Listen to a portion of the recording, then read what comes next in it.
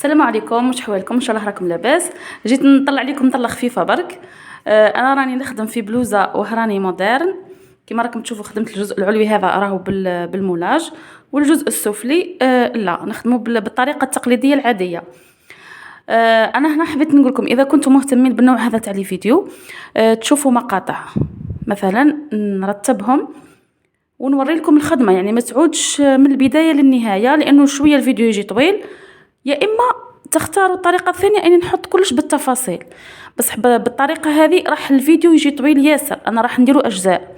مثلا البلوزه هذه منو جاي، هذه ما صورتش الطريقه نتاعها، بس نقدر نجمل لكم مقاطع الصغيره اللي راهم مهتمين، لانه كان ياسر انتقاد على الطريقه نتاعي اني نطول ياسر في الهضره.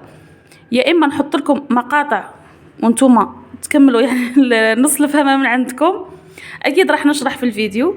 يا اما ندير لكم فيديو يكون طويل نقسمه على 3 اجزاء ولا 4 على حساب الوقت اللي دالي، لانه المولاج يدي الوقت.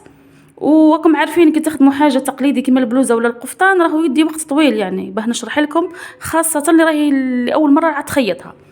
دوكا نتوما واش تحبوا خلوا لي رايكم في الفيديو هذا.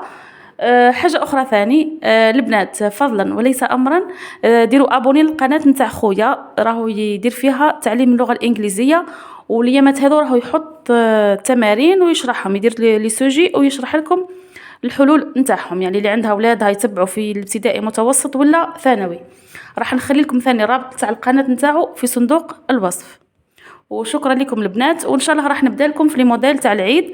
عندي مجموعه تاع قفاطن ثاني، موديلات مختلفه، كاين عبايات. ان شاء الله راح ندير معكم لي فيديو هذو.